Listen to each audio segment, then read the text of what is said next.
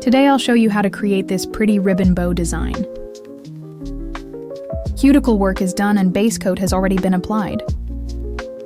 For the base color, I'm using this gel polish in the shade Promise.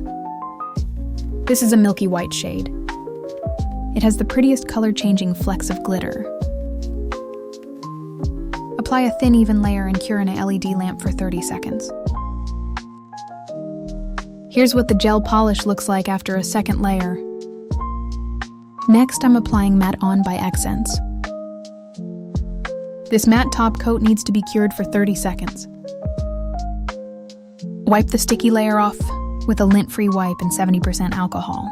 It's always so satisfying watching the nail turn matte. Matte finishes make it easier to do nail art. Next, lightly buff the surface of the nail with a buffer block. This prevents the chrome powder from sticking where we don't want it. For the ribbon design, I'm going to use Black On by Akzentz.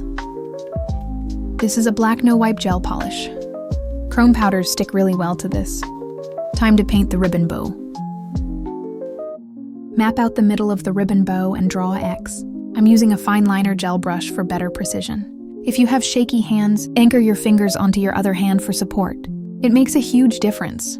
Next, paint a loop to form a bow. If you're not using chrome powders, you can use any color gel polish for this step.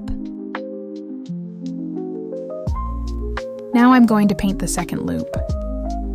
I've turned my thumb so I can see at a better angle. Make sure both sides are even. Now draw 2 ribbons from the center toward the tip of the nail.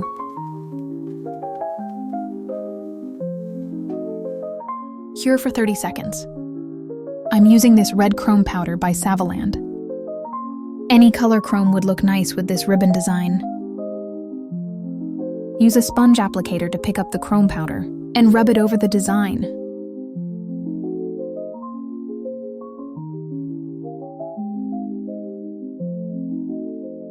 Brush off the excess powder with a fluffy brush. Seal in the design with top coat. I'm using Shine On by Akzentz. I love it because it's stain resistant, which is crucial for lighter gel polish colors. It's also super strong because of its hard gel formula. Apply a smooth, even layer and cure for 30 seconds. Here's the final look. I absolutely love how it turned out. Let me know what you think of this design in the comments. If you found this video helpful, please like and subscribe for more tutorials. Thanks for watching and see you next time.